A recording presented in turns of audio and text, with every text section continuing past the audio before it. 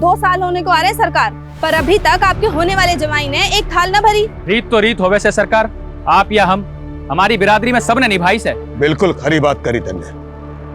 दिलावर, तारे छोरे और हमारे छोरी की सगाई इसी शर्त पे हुई थी कि वो के साथों थाल भर के पूरे बिरादरी के सामने असली मर्द बन के दिखावेगा, लेकिन उससे एक भी थाल तो भरी ना गई अब तक। मैं क्या करूं सरकार? करना तन्ने नहीं, तारे छोरे ने 2 दिन के बीत के थाल भर के दिखावे, वरना तन्ने पता है कि क्या होएगा उसके साथ।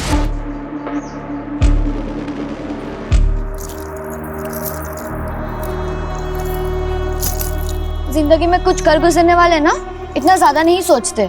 अगर मेरी सोच तुम्हारे लिए मायने नहीं रखती है, इससे अच्छा है कि हम अपने रास्ते बदल लेते हैं। क्या? मैंने तेरा 2 साल इंतजार किया और तू मुझसे कह रहा हम अपने रास्ते बदल ले? जो काम पिछले 2 साल में नहीं कर पाया, वो 2 दिन में कर लूंगा। करना पड़ेगा, क्योंकि मैं तेरे बिना नहीं जी सकती। और अगर कोई दूसरा रास्ता होता। दूसरा रास्ता है, लेकिन तुम उस रास्ते पर चलना ही नहीं चाहती। मैं अपने पापा की मर्जी के आगे मजबूर हूँ। और मैं अपने उसूलों के आगे मजबूर हूँ। इससे अच्छा है कि तुम मुझे भूल जाओ।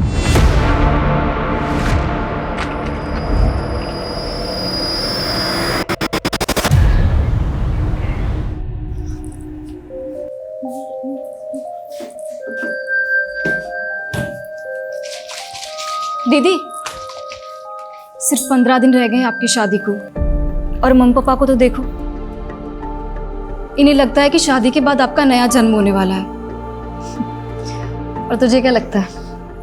मुझे डर लग रहा है। मैं तो मम्मी पापा की आइडल डॉटर नहीं बन पाई, पर आपकी किस्मत पता नहीं आपके साथ क्या खेल खेलने वाली है। चिंता मत कर, सब अच्छा होगा। और तुझे भी कुछ नहीं होने दूंगी मैं, ठीक है?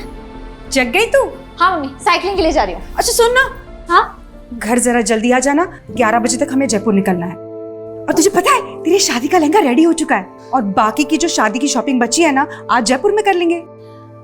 ठीक है, पर आप एक काम करो, आप मेघा को ले जाओ। हम दोनों की चॉइस सेम है। मुझे नहीं जाना मम्मी, प्लीज। हाँ मेघा? हाँ दीदी। हाँ तो ठीक है ना भाई, तुम और मेघा जयपुर चले जाओ। आज मैं और वर्षा शांति से चेस का मैच खेलेंगे, ठीक है ना? चलो मैं चलती हूँ। ये क्या कर रहा है तू?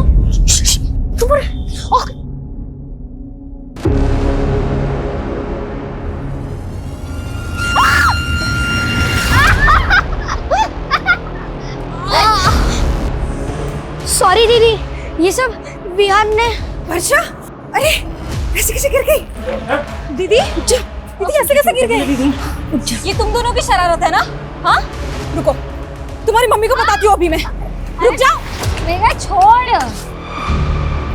मिताली देख तेरे बच्चों की करतूत। अरे मम्मी छोड़ो ना, बच्चे हैं, ठीक हूँ मैं। अरे बच्चे हुए तो क्या हुआ?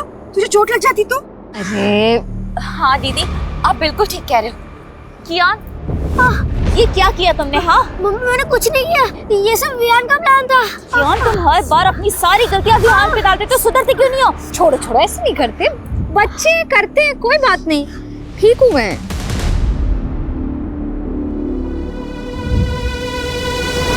अरे चैंपियन, क्या हुआ?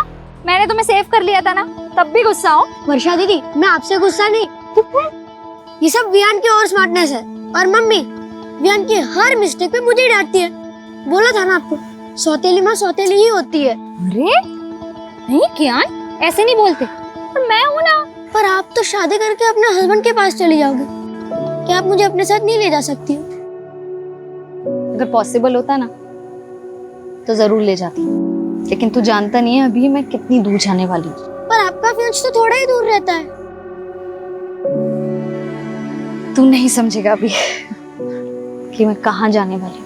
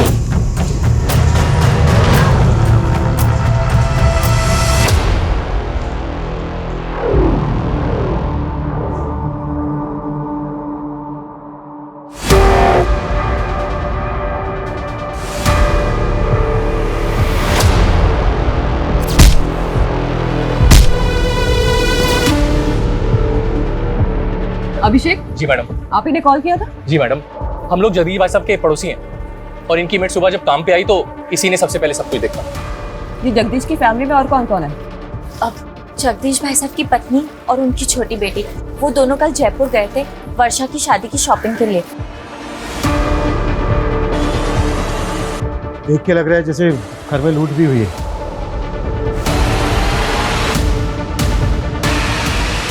सर बहुत ही ब्रूटल मर्डर हुआ है। ये देखिए, लड़की की एक उंगली भी काटी गई है। लड़की के दोनों कानों पे भी घाव है। इसमें बालियां पहनी होंगी जो खींच के निकाली गई।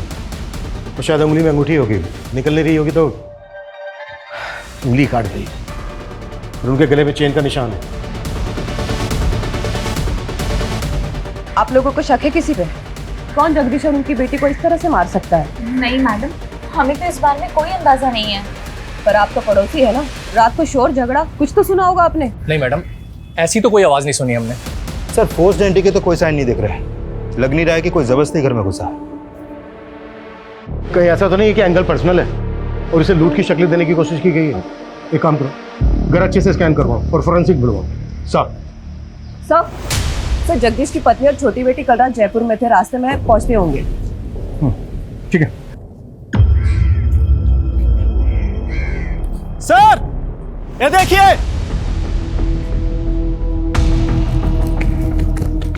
सर बच्चों के खेलने वाला वॉकी टॉकी मिला है। खून के निशान है इस पर।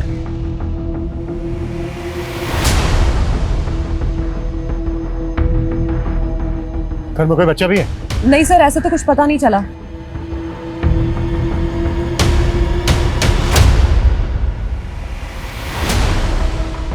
ये लोग कौन है? सर ये पड़ोसी है, इन्होंने हमें कॉल किया था। अरे रुकिए, अरे रुकिए, रुकिए, रुकिए, रोको उनको। रोको इन्हें, रुकिए, रोको उनको, रोको। वर्षा, वर्षा, वर्षा,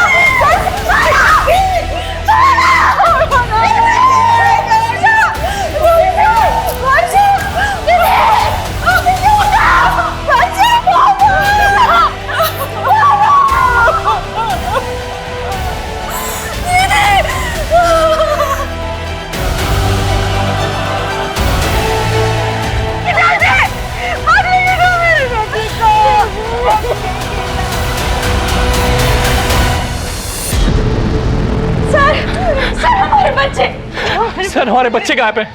आपके बच्चे गायब है मतलब?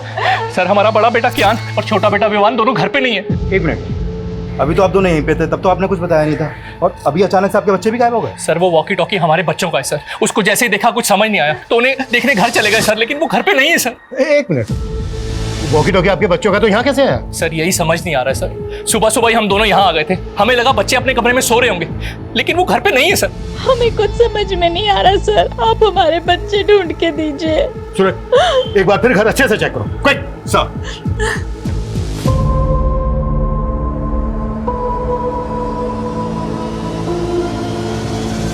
सर पूरा घर चेक कर लिया, बच्चे कहीं नहीं मिले। और सर मुझे तो इन पड़ोसियों की बातें अजीब लग रही है। थोड़ी देर पहले मुझे जगदीश की फैमिली के बारे में सब कुछ बता रहे थे और अब अचानक बोल रहे कि इनके खुद के बच्चे गायब हैं।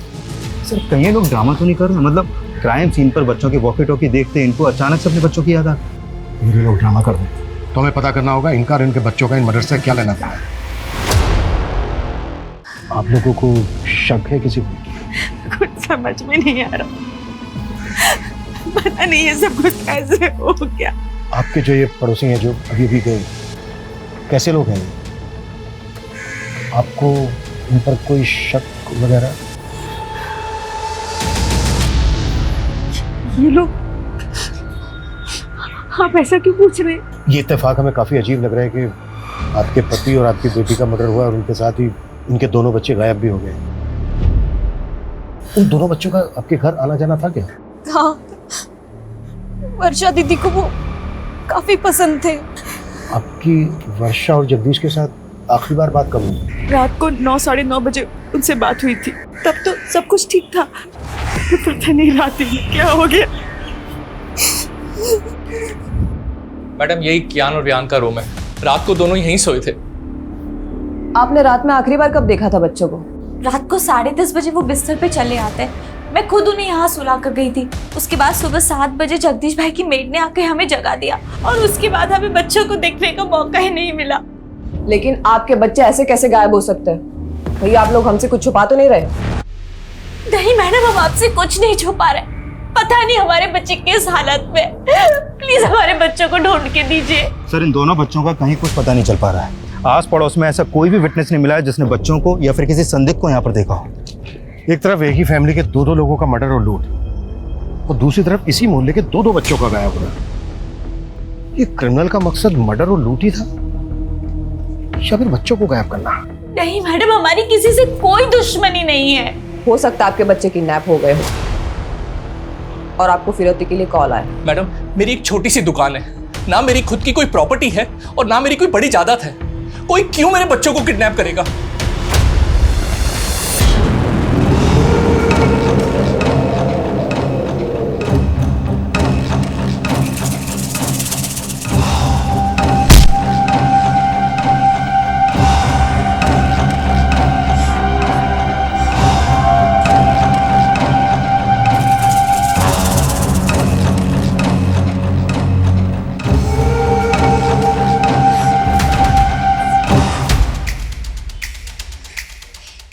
सुन, तूने मेरे पापा और बहन को मारकर बिल्कुल भी अच्छा नहीं किया है।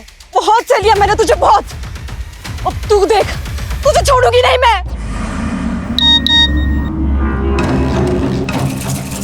तूने मेरे पापा और बहन को मारकर बिल्कुल भी अच्छा नहीं किया है। बहुत सह लिया मैंने तुझे, बहुत। तुझे छोड़ूंगी नहीं मैं।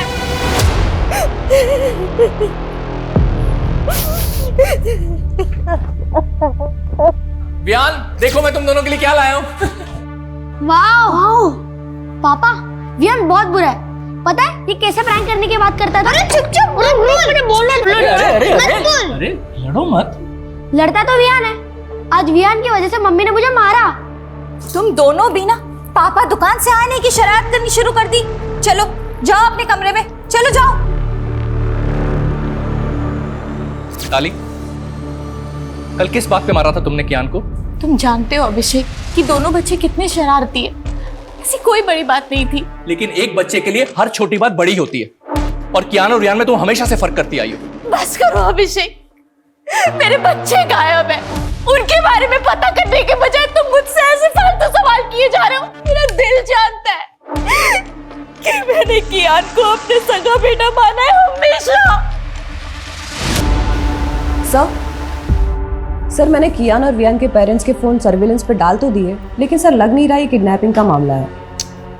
और दोनों फैमिली किसी पे शक भी नहीं जता रही है। सर एक बात है, ये कियान और वियान सगे भाई नहीं थे। बड़ा बेटा कियान अभिषेक की पहली बीवी से था और अभिषेक ने मिताली से दूसरी शादी की है। हाँ, लेकिन इस सब का इन केसेस से क्या लेना देना? सर ये अभिषेक बहुत मामूली सी दुकान चलाता है और उसने वो भी गिरवी रखी है। वही वर्षा की फैमिली बहुत रिच है और वर्षा की शादी की वजह से उनके घर में गहने पैसे जेवर काफी थे और ये बात अभिषेक की फैमिली को अच्छे से पता थी। तो तुम्हारे कहने का मतलब यह है कि अभिषेक और मिताली ने लूट के इरादे से इतना बड़ा कांड किया और उन पे किसी को शक ना हो इस वजह से अपने बच्चों के गायब होने की कहानी बना रहे हैं? सर इस एंगल में इन्वेस्टिगेशन करके देखना तो चाहिए। सर जब हम घर सर्च कर रहे थे तो वर्षा के मेडिकल पेपर्स मिले हैं, काफ़ी सरप्राइजिंग है। वर्षा को लीवर कैंसर था। वर्षा को लीवर कैंसर था? हाँ सर, और ये बात मैंने उसके डॉक्टर से भी कंफर्म की। सर ऐसे केसेस में मरीज का बचना थोड़ा मुश्किल होता है। हाँ, वर्षा को कैंसर था। हम पूरी कोशिश करके उसे बचाना चाहते थे। हमें क्या मालूम था किस्मत उसे इतनी बुरी मौत देगी। ये वर्षा को कैंसर होने वाली बात आप लोगों को कब पता चली? वर्षा के रिश्ते से पहले या रिश्ते के बाद? डॉक्टर को जरूर कोई गलतफहमी हुई है। वर्षा की उम्र ही क्या है, उसको कैंसर कैसे हो सकता है? यही सच है उदिता। डॉक्टर की बातें सुन के तो मैं खुद डर गया हूं।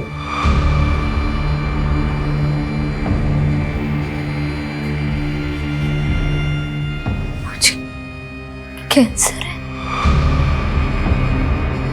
अरे नहीं बेटा, वो डॉक्टर को जरूर कोई गलतफहमी हो गई होगी। तो ठीक हो जाएगी बेटा, तुझे कुछ नहीं होगा, तो ठीक हो जाएगी। हाँ वर्षा बेटा, तो बिल्कुल ठीक हो जाएगी।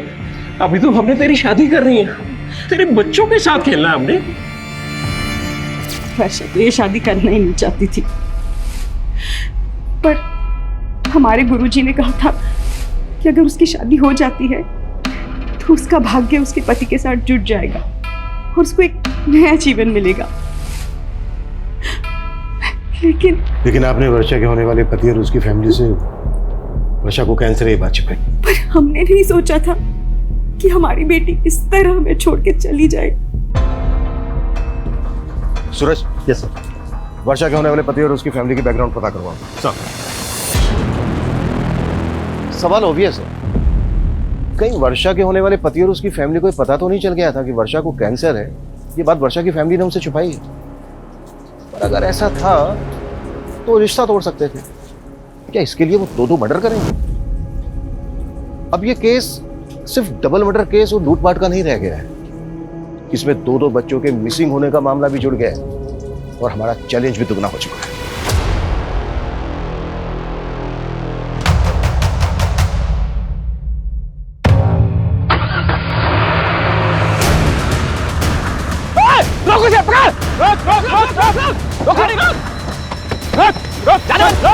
निकल बाहर।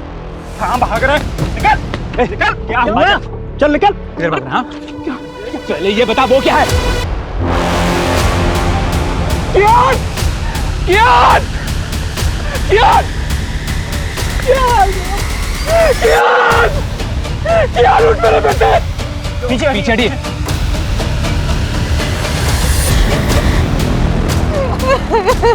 क्या हो गया?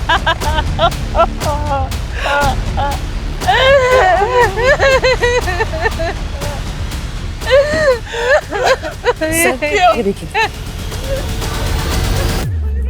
सर, ये इनके बड़े बेटे कियान की डेड बॉडी, और सर ये इसी के फादर के वैन के नीचे मिली है।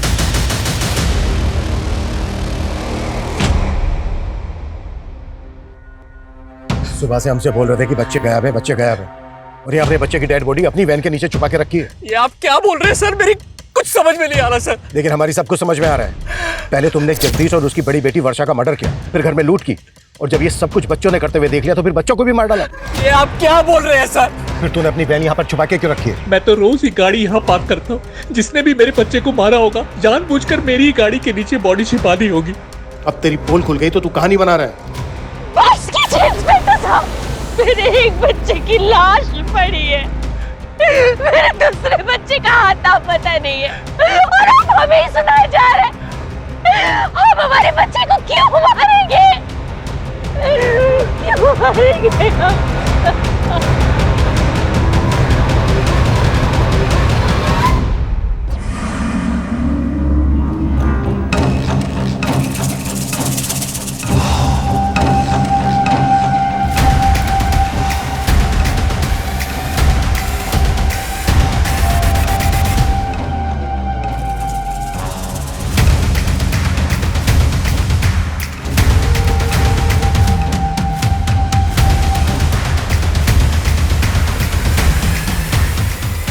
इन मियां बीवी पे बिल्कुल भरोसा नहीं कर सकते। एक मिनट, ये बड़ा बेटा कियान, ये सौतेला था ना मिताली का? हाँ सर, सौतेले बेटे की लाश मिली है और सगे बेटे का कुछ पता ही नहीं चल रहा। तो पता करो। सुबह 2 लाशें मिली हैं और अब ये तीसरी लाश बच्चे की। पूरा घर स्कैन करो और ये भी चेक करो कि ये किस किस के कांटेक्ट में है। अगर इस समय ये लोग शामिल हैं तो उन्होंने चोरी का माल कहीं छुपा के रखा होगा। Yes sir. सर, अभी थाने से यादव का कॉल आया था। वर्षा और जगदीश के कॉल रिकॉर्ड आ गए हैं। वर्षा का फ़ोन अभी भी एक्टिव है, और जब यादव ने वर्षा के नंबर पर कॉल किया तो उसका फ़ोन उसकी छोटी बहन ने उठाया। मतलब वर्षा का फ़ोन मेघा के पास है। What? तुम जयपुर गई थी ना मेघा? जी। तो फिर वर्षा का मोबाइल फोन तुम्हारे पास कैसे आया? सर, आप गलत समझ रहे हैं। मैं जब जयपुर गई थी तब मैंने खुद ने ही वर्षा दीदी से उनका फोन मांगा था। क्यों? सर, मुझे वर्षा दीदी के फोन का कैमरा पसंद था और फोन पूरी रात मेरे पास ही था। हमने वर्षा के कॉल रिकॉर्ड चेक किए तो हमें पता चला कि वो किसी मनीष नाम के लड़के से काफी बात करती थी। ये कौन है मनीष? वो सर दीदी का फ्रेंड था। तो वर्षा की शादी तो सुमित से होने वाली थी, तो ये मनीष वर्षा का नॉर्मल फ्रेंड था या? देखो, कुछ भी छिपाना मत हमसे। दीदी, दीदी, ये क्या सुन रही हूँ मैं? आपको लड़की वाले देखने आ रहे हैं? मम्मी पापा को मना नहीं कर पाई। मना नहीं कर पाई मतलब? आप तो मनीष को प्यार करती है ना? हाँ, तुमने मम्मी पापा को बताया कि तुम मनीष के साथ शादी करना चाहती हो? बताया ना? बोलो ना। मेघा, मैं ना मनीष से शादी करना चाहती हूँ, ना किसी और से। पर मैं क्या करूँ? मम्मी पापा का दिल नहीं दुखाना चाहती जाने से पहले। जाने से पहले मतलब? मुझे तो यकीन ही नहीं हुआ कि दीदी को कैंसर है। सर, दीदी मनीष को झूठी होप्स नहीं देना चाहती थी, इसलिए दीदी ने मनीष के साथ ब्रेकअप कर लिया। मनीष को पता था कि वर्षा को कैंसर था? नहीं, और दीदी ने मुझसे प्रॉमिस लिया था कि मैं मनीष को कुछ भी ना बताऊं। तो फिर वर्षा मनीष के साथ इतनी बातें क्यों करती थी?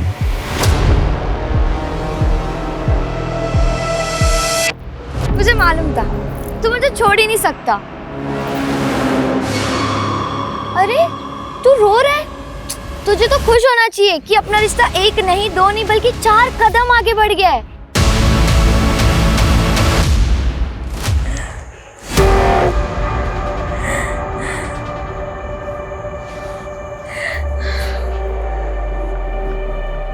अभिषेक जी, आपका फोन दिखाइए।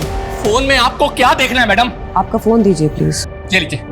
मेरी तो समझ में नहीं आ रहा मैडम कि मेरे छोटे बच्चे को ढूंढने की बजाय आप लोग मेरे घर में और मेरे फोन में क्या ढूंढ रहे हैं? ये लीजिए, और हमें बिना बताए कहीं जाएगा मत।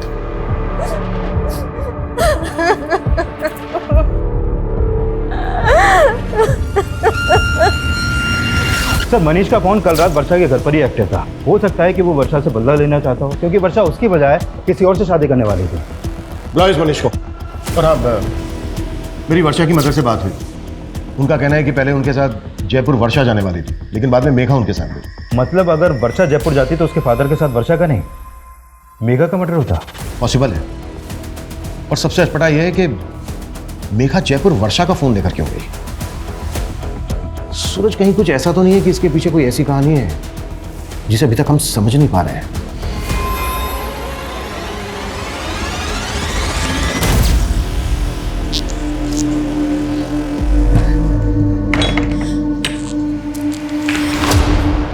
कहाँ से आ रही है तू इतनी रात को? झूठ मत बोलना। मैं रोज देख रही हूँ तू रात को ऐसे चोरी छुपे घर से बाहर निकलती है। चल क्या रहा है मेघा?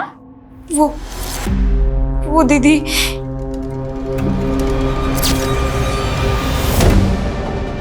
मुझे माफ करना दीदी। मेरी वजह से आप और पापा। जितना टाइम लेगा ना सच कबूल करने में, उतनी ज्यादा दिक्कत होगी तुझे। सर, मैं वर्षा से प्यार करता था सर। उसे मारने के बारे में सोच भी नहीं सकता। झूठ मत बोल। रात के 1 बजे तक तेरा मोबाइल फोन वहीं पर एक्टिव था। एक लड़की तुझे रात को अपने घर बुलाएगी, वो भी तब जब उसके फादर घर पे है। 15 दिन बाद उसकी शादी होने वाली है। पता है तुझे ना क्यों कहा था उसने? नहीं सर।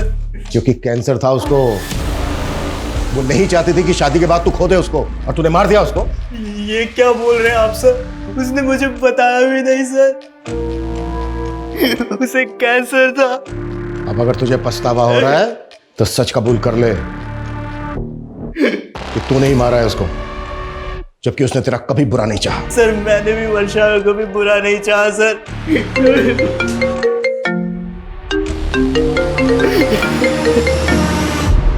हाँ सूरज। सर, टॉन्क रोड के पास दूसरे बच्चे की लाश मिली है।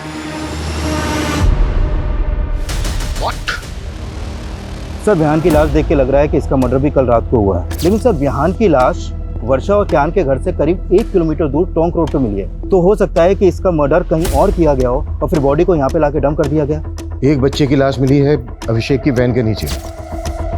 अगर अभिषेक को ये सब कुछ करना होता तो वो दोनों बच्चों की लाशें डंप करता। सवाल ये भी है कि इन दोनों बच्चों के मर्डर्स का जगदीश और वर्षा के मर्डर से क्या कनेक्शन है?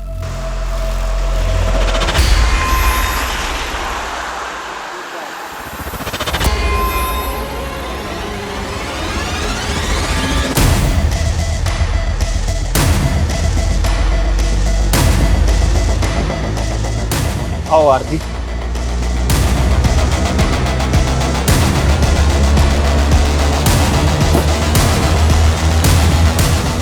कल मैं पहले वर्षा से उसके घर पे नहीं मिला था। वर्षा के फादर के सो जाने के बाद वो घर से निकली थी और फिर कल रात हम 11 बजे हाईवे के पास मिले थे। हाईवे के पास? जी सर। क्यों? तुमने मुझे ना कहने की वजह नहीं बताई, लेकिन आज इतनी रात को यहाँ मिलने की क्या वजह है? कहीं ऐसा तो नहीं तुम मेरे साथ भागना चाहती हो? तो अभी भी सपनों में ही है मनीष। सपने दिखाए भी तो तुमने थे और तोड़ भी तुमने दिया। हेलो, हाँ मैं हाईवे के पास आ गई हूँ, पैसे लेकर आ जाओ। इतनी रात को किसके पैसे देने हैं? आखिर चल क्या रहा है वर्षा? एक लड़का मेघा को ब्लैकमेल कर रहा है। क्या?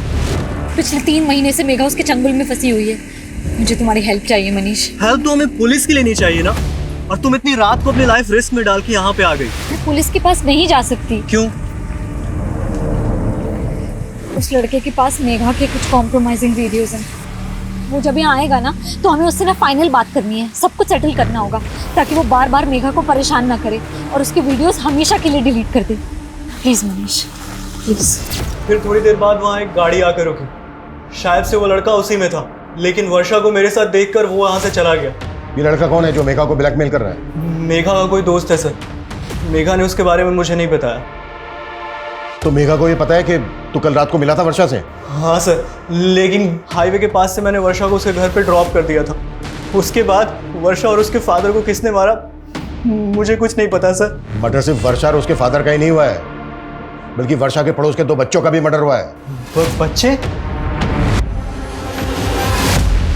एक मिनट सर, जब मैंने वर्षा को ड्रॉप किया था तब मैंने कुछ देखा था।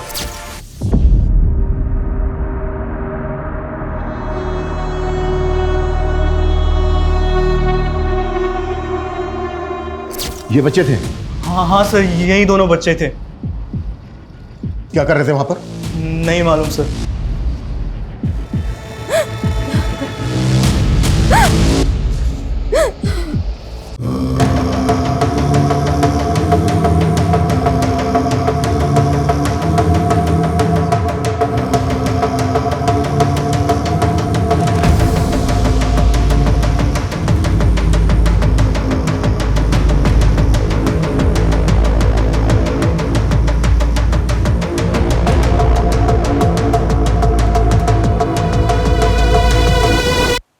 आपको सच बताने की हिम्मत नहीं कर पाई, पर मुझे सुबह से ही लग रहा था कि उसी ने दीदी और पापा को मारा होगा। कौन है वो लड़का? देवांश। कौन देवांश? सर मैं उसे एक पार्टी में मिली थी, वहां मेरी उससे दोस्ती हुई थी और एक दिन उसने मेरी ड्रिंक में कुछ नशे की दवा मिला दी और सर मेरा रेप कर दिया। और सर उसने मेरा वीडियो बना लिया। मैंने तुझ पे भरोसा किया और तूने मेरा रेप किया। और ये वीडियो डिलीट कर ये वीडियो। डिलीट तो हो जाएगा, डिलीट तो हो जाएगा, पर पैसे लगेंगे वरना वायरल हो सके। सर मैं पिछले 3 महीनों से उधार मांग कर उसको बहुत पैसे दे चुकी हूँ और एक दिन वर्षा दीदी को ये सब बातों का पता चल गया। पहले क्यों नहीं बताया मेघा? रो मत। हाँ दीदी, मैं बहुत डर गई थी। तू चिंता मत कर, मैं जानती हूँ अच्छे से ऐसे लड़कों को कैसे हैंडल करना है ना, मैं देखती हूँ। रो मत, रो मत। और सर कल रात को भी उसने मुझसे पैसे मांगे थे और दीदी ने मुझे जयपुर भेज दिया और बोला कि वो सब कुछ यहाँ हैंडल कर लेंगी। मुझे बिल्कुल भी नहीं मालूम था सर कि दीदी और पापा के साथ ही ये सब हो जाएगा। ठीक है, संभालो अपने आप को और इसका हमें मोबाइल नंबर, एड्रेस, पूरी डिटेल्स दो। सर मैं उसको पार्टी में मिली थी, मेरे पास बस उसका फोन नंबर है।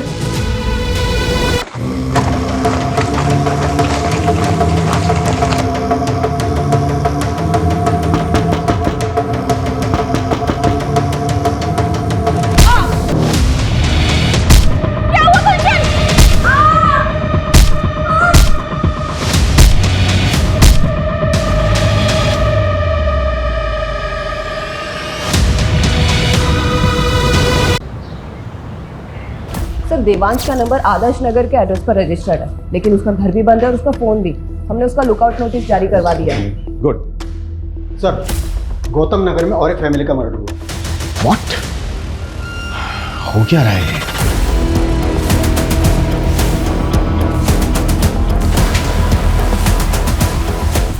आइए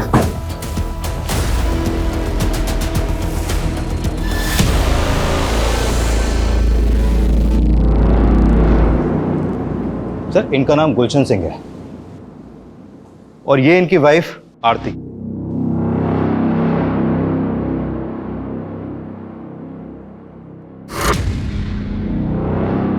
सर, इस घर में भी लूटपाट हुई है। उन दोनों हस्बैंड वाइफ को बहुत बुरी तरह मारा गया है सर। सर, यहाँ पड़ोसी ने बताया कि इनके ज्यादातर रिश्तेदार आउट ऑफ कंट्री हैं और ये गुलशन भी किसी गल्फ कंट्री में काम करता था। अभी कुछ दिन पहले ये यहाँ आया था। मॉडस ऑफ ऑपरेंडी बिल्कुल एक जैसी है। जिस तरह से वर्षा और उसके फादर को मारा गया, उनके घर में लूट की गई। लगातार 2 रातों में 2 क्राइम्स, वो भी एक ही तरह से। लिया? Yes sir. पता करो वर्षा और उसकी फैमिली का इस फैमिली के साथ कोई कनेक्शन है क्या? क्विक। Yes sir.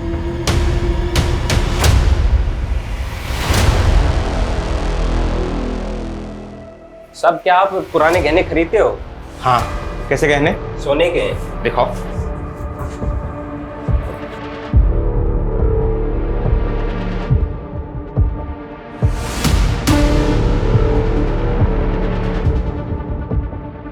बिल है तुम्हारे पास? अरे नहीं साहब, पुश्तैनी गहने हैं। अच्छा, अभी दुकान में नगद कम है, मैं इंतजाम करता हूँ। तुम तब तक इंतजार करो, चलेगा ना? चलेगा साहब, चलेगा। सर, मैंने वर्षा की मदर और सिस्टर से बात की, लेकिन वो दोनों भी इस फैमिली के बारे में कुछ भी नहीं जानती। लेकिन मुझे स्ट्रांगली फील हो रहा है कि दोनों क्राइम्स में एक ही तरह के क्रिमिनल्स इन्वॉल्व हैं।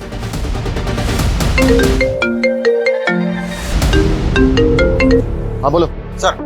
गणेशपुरा में एक आदमी एक ज्वेलरी शॉप पे कुछ गहने बेचने आया था। दुकानदार को उस पर शक हुआ तो उसने हमें फोन किया था। हमने उस आदमी का अरेस्ट किया है। गुड।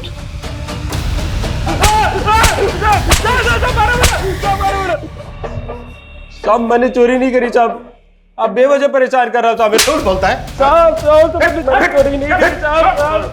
अगर तूने चोरी नहीं की तो इतने महंगे गहने कहां से आए तेरे पास? साहब, मैं तो कबाड़ा बेचता हूँ साहब। कबाड़ी खोज में इधर उधर गया था, मेरे को तो पड़े हुए मिले थे रास्ते में साहब। पड़े हुए मिले तुझे? पड़े हुए मिले? इतना बड़ा कांड करके बैठा है तू, और ये बोल। साहब, मैं तो गरीब आदमी हूँ साहब, मेरे को तो बस रास्ते में पड़े ही मिले थे साहब। ये नौटंकी ऐसे नहीं खुलेगा।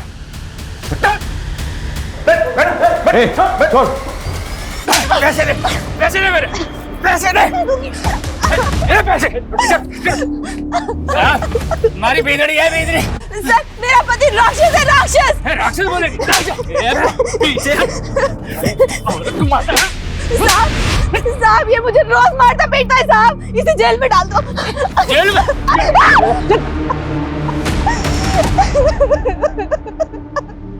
सर, इतना पिटने के बाद भी ये आदमी यही बोल रहा है कि इसे गहने रास्ते में पड़े मिले। पिछली 2 रातों में 2 फैमिलीज को टारगेट किया गया। झूठ बोल रहे हैं। सूरज, एक काम करो, वर्षा की फैमिली से गहनों की पहचान करो। साहब छोड़ दो ना साहब, साहब अपनी मारो अपनी बिंदनी को, साहब छोड़ दो ना साहब, छोड़ दो साहब, साहब साहब छोड़ दो ना साहब, साहब छोड़ दो ना। चल अंदर। साहब साहब साहब, चाय पिला दो साहब। चाय चाहिए? साहब, इसको चाय पिला दो साहब और मुझे दारू पिला दो साहब। अरे तू चुप कर साहब, चाय ना दे सको तो कम से कम चद्दर दे दो साहब। साहब साहब, चाय पिला दो साहब, ठंड लग रही है साहब, चद्दर दे दो। ये गहने देख के बताइए कि ये उन्हीं गहनों में से हैं जो आपके घर से गायब हुए? ये तो वर्षा की चेन, कंगन और बालियां हैं। क्या झूठ बोल रहा है? यादव, ताला खोल। कैसा? कमियों ने हमारी नींद हराम कर रखी और तुमने सोने दिया इसको। चलो। ऐसा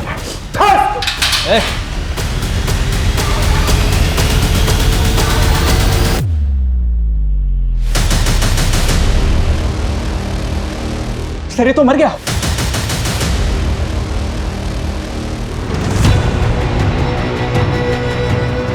कैसे हुआ ये? क्या खिलाया इसको? मुंह से झाग निकल रहा है इसके। जहर कहां से है इसके पास? सर, जहर के बारे में मुझे नहीं पता, बल्कि सर ये चाय मांग रहा था, हमने चाय भी नहीं दिया। सर, ये बोल रहा था कि इसे ठंड लग रही है। सर, ठंड से मर जाएगा यादव, वो भी इस मौसम में। एग्जैक्टली क्या हुआ था? सर, मैंने लॉकअप के अंदर एक शराबी को बंद किया था। सर, वो शराब पीकर अपनी बीवी को बाजार में मार रहा था। थोड़ी देर पहले उसकी बीवी आई थी यहाँ पर। अभी अपने पति को अंदर करने के लिए बोल रही थी और अब उसे अब छुड़ाने भी आ गई। अभागी हूँ साहब, अब जैसा भी है हमारा मर्द है, कम से कम खाने को तो देता है। साहब छोड़ दो इसको, मैं अपनी शिकायत वापस लेती हूँ। साहब छोड़ दो ना साहब, साहब अब नहीं मारूंगा कभी अपनी बींदड़ी को साहब। वो साथ लेके गई उसको कब आई थी, कितनी देर पहले? सर तकरीबन 15-20 मिनट पहले। 15-20 मिनट पहले ज्यादा दूर। मुझे बाहर का सीसीटीवी फुटेज दिखाओ। Quick quick quick quick. Okay साहब। जल्दी। एक मिनट पीछे करो, पीछे करो। बस 20 मिनट हुए। इन दोनों की फोटो सभी बीट चौकी और पेट्रोलिंग टीम को भेजो, कैसे भी करके अंदर चाहिए मुझे। मूव।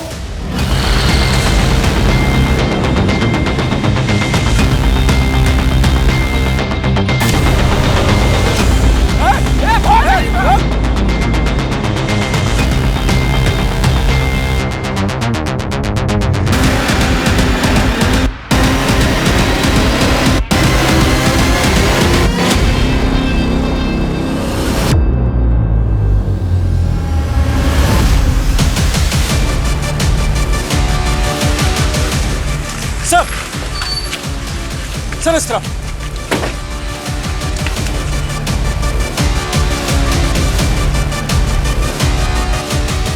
संजय उधर चेक कर। सा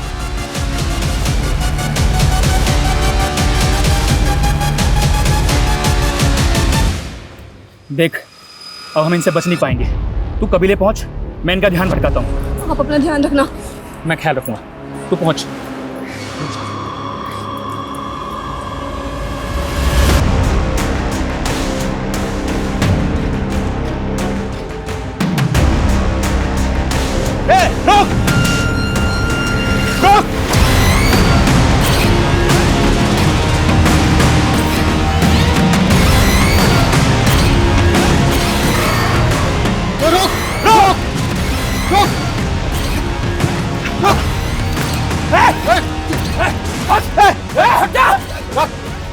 गोली मार दूंगा मैं तुझे, देख मार दूंगा मैं। चाकू नीचे रख, चाकू नीचे रख।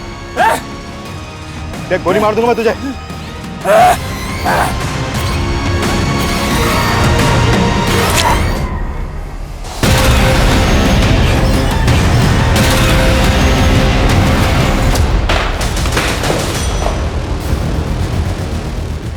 हमारी लापरवाही की वजह से इतने अहम गवाह ने हमारी कस्टडी में जान दे दी, दूसरी ने जेब काट ली। कर क्या रहे थे तुम लोग? सो रहे थे सबके सब।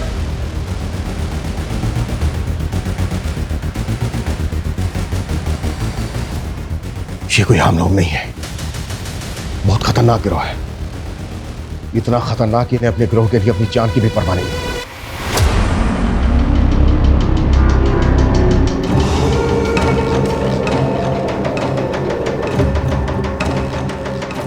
सूरज पता करो फिलहाल अपने एरिया में कौन कौन से गैंग एक्टिव है।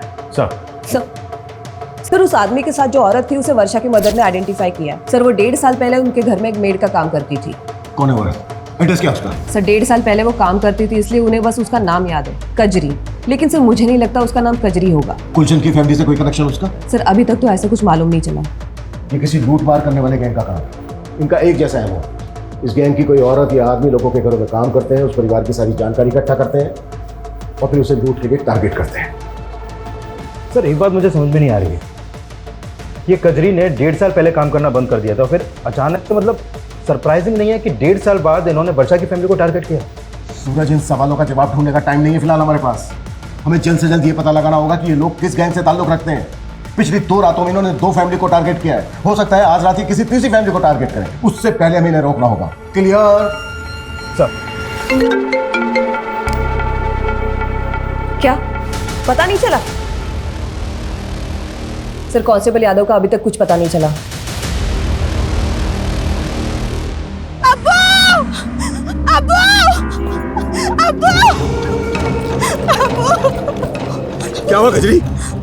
हमारे आदमी ने तो जमशेद को थाने में जहर देके मार दिया, लेकिन वो खुद पकड़ा गया अब्बू। क्या? पर उसने अपनी जुबान काट ली। फवाद!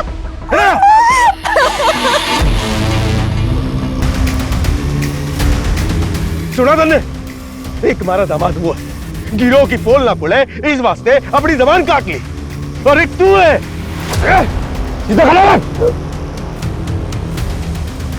सरदार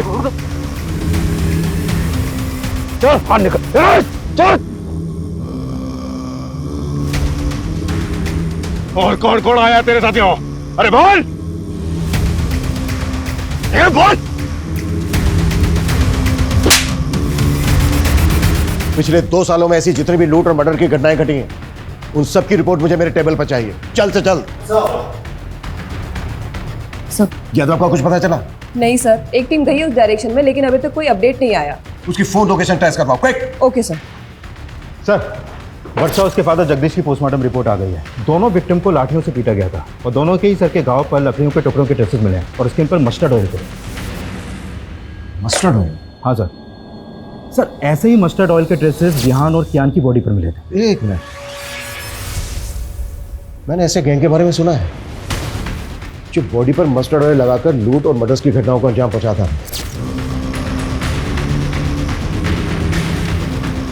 इस गैंग के लोग बॉडी पर मस्टर्ड ऑयल इसलिए लगाते थे ताकि इन्हें कोई पकड़ने की कोशिश करे तो ग्रिप ना बने। पिछले साल भरतपुर में इस गैंग के लोगों ने कई घटनाओं को अंजाम पहुंचाया, लेकिन सर इससे पहले तो अपने एरिया में ऐसी कोई वारदात नहीं हुई। आमतौर पर इस गैंग के लोग शहर के आउटस्कर्ट्स में आकर बस जाते हैं। आई थिंक सात मारू नाम था इस गैंग का। सूरज, शहर का जितना भी बाहरी एरिया है सब जगह अपनी टीम भेजा, quick. Sir. Sanjay. Sir, Yadav ji का फोन नेटवर्क में नहीं है। शिवगढ़ के जंगलों के पास उनका फोन लास्ट एक्टिव था। शिवगढ़?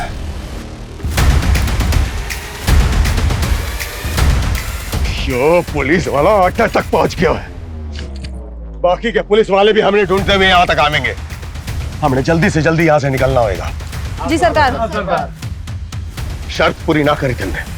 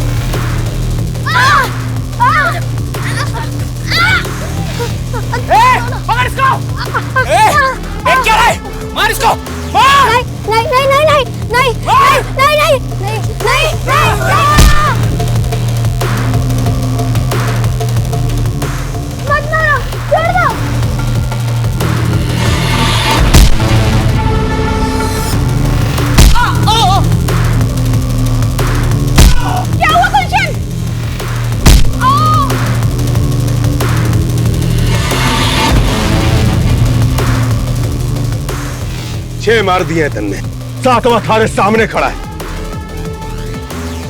जा मार दे इन्हें और बन जा मारा जमाई।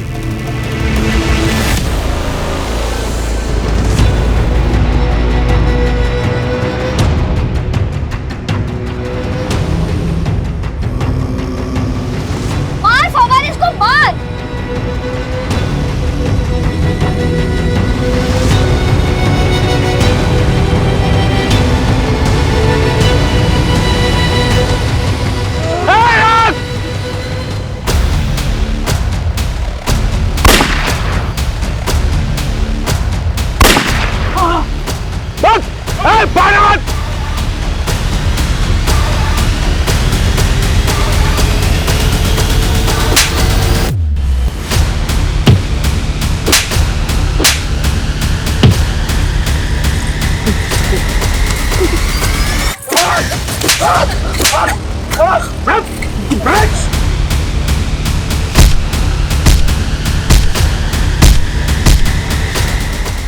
ये कुख्यात गैंग इसने कई दशकों में देश के लगभग सभी राज्यों में लूट और मर्डर्स की वारदातों को अंजाम पहुंचाया है।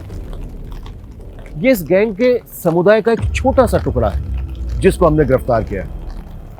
इस गैंग से जुड़े लोग आज भी हमारे शहरों में खुलेआम घूम रहे हैं। इनके लोग फेक पहचान और नाम के साथ डोमेस्टिक हेल्पर बनकर लोगों के घरों में काम करते हैं, उन परिवारों की जानकारियां इकट्ठा करते हैं और मौका मिलते ही वारदातों को अंजाम पहुंचा देते हैं। इसलिए बेहद जरूरी है कि जब भी आप किसी को अपने घर पर काम पर रखें, उससे पहले उसकी पुलिस वेरिफिकेशन जरूर करवाएं। और यदि आप अपने घर के आसपास किसी अनजान या संदिग्ध व्यक्ति को देखते हैं तो उसे नजरअंदाज ना करें। आपकी ये सतर्कता सिर्फ आपको ही नहीं, दूसरों को भी बचा सकती है। जय हिंद।